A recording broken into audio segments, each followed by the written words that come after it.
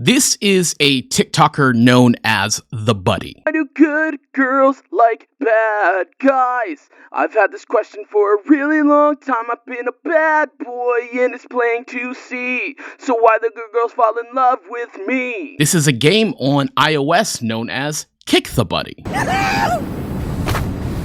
out!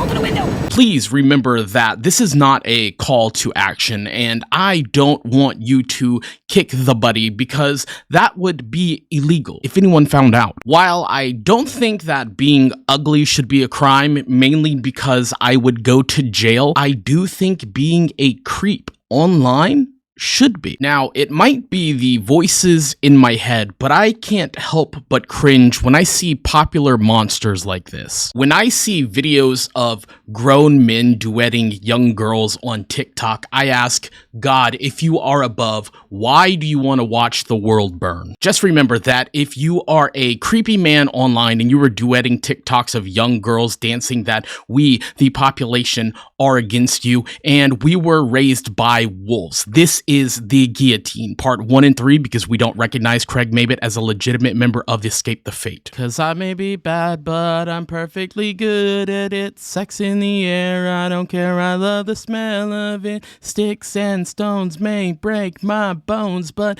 chains and wimps excite me. Ooh, na na na na. If this was the whips and chains that Rihanna was talking about, I no longer think that she would fetishize them. The music in these videos truly lends credence to the context of what these videos really are. With the music, it looks like somebody is doing a piss-poor thirst trap. However, without the music, it looks a little bit like a skinhead preparing for a Klan rally. Trust me, I'm from the South, I know what these look like. When he's not busy dropping sand traps, he is doing his best to cosplay another well-known creepy dude on the internet, Paul Breach. Ah! Ooh! Ouch! Ouch! Ouch, Charlie! Ow! Charlie! Now, I don't want to victim blame, however, at this point in life, we should probably know that we shouldn't put our fingers in strange men's mouths, but I completely understand the temptation, for we wrestle not against flesh and blood, but the principalities and darknesses of this world. I do understand free speech, and I understand that when we put something online, that opens us up to critique and criticism from the world. Do I think that TheBudday has a right to do all of this creepy shit online? Yes, I do. However, I also reserve the right to call him a fucking weirdo. And as we get into these next clips, I would caution the parents to pay attention to what your children are doing online. It may seem innocent and harmless, however, people are malicious. Not everyone has good intent for your children, and you will see exactly what I am talking about.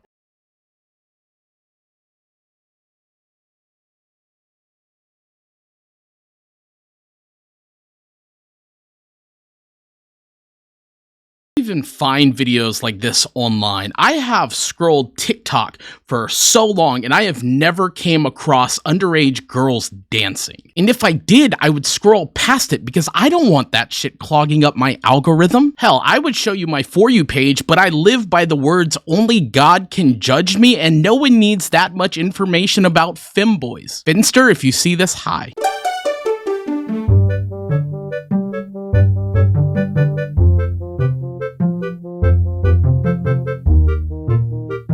The woman in this video appears to be over 18, so I will make a comment about the way that she looks. Sir, that is not a woman. That is a stick with clothing. And I thought that the eunuch from Game of Thrones was asexual, so why are you staring down this inanimate object like a piece of meat? There is no meat there. You sure you want to do this, little girl? I mean, what if we're dangerous?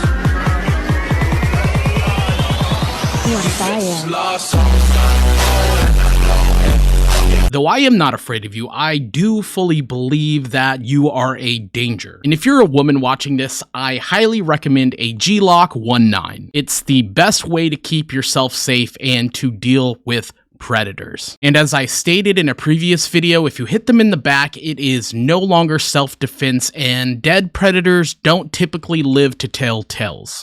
From my understanding, yes, the girl was 16. Right. But she told me she was from the UK. Okay. Now, whether or not this is, you know, something that really irritates people or not, age of consent in UK is 16. Everywhere. Right. So even if I was saying those things towards her, there's nothing illegal about that. Now. Here there is. Yes, here. Here in the United States there is. In the UK it is. Not in every state. In Yes, Illinois, not in Illinois it's 16. Michigan is 17. When you are the type of person that has to defend your actions by knowing and reciting the age of consent laws in different states, in even countries, you are no longer a person, you are a piece of shit. Geez, guys, I don't know why everybody hates me. I mean, legally, I didn't do anything wrong, but morally, well, who cares about morally? We live in a godless society. Shit, I bet your top song on Spotify Wrapped was I'm the Map from Dora the Explorer. And if you guys don't understand that reference, map is a term for minor attracted pieces of shit. They even have their own Wikipedia page, which I find reprehensible, and I only wish bad things onto the people that edit this page in the positive. But I will say, homie's got balls, because he is talking to 16-year-old girls in the UK, and everybody on the block knows that those are Paul Breach's girls, and Paul Breach ain't nothing to fuck with. And if you thought the things that he did above the table where everybody could see it publicly were bad, then you would hate to find out what happened in the direct messages. All credits for these screenshots go to Jay Aubrey. Allegedly, these are some of the messages that TheBudday has sent to underage girls or fans of his. Now, I, as an adult, understand that there is a line that cannot be crossed when interacting with younger fans of yours. They may not understand those lines because they are children, but we as adults should.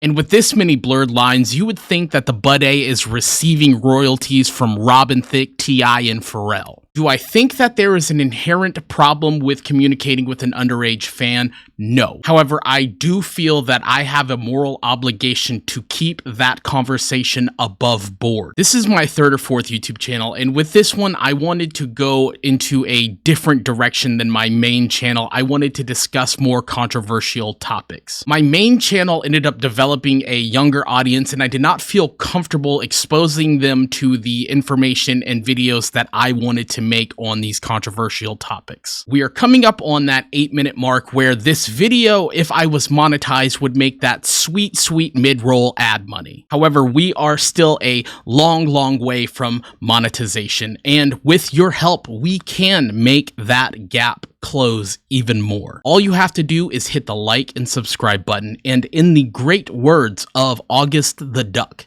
touch it. It's free. I hope there will be more in the future, but thank you so much to the 60 people that subscribed to my last video. I did not expect it to do so well, so you truly caught me off guard and made me extremely happy.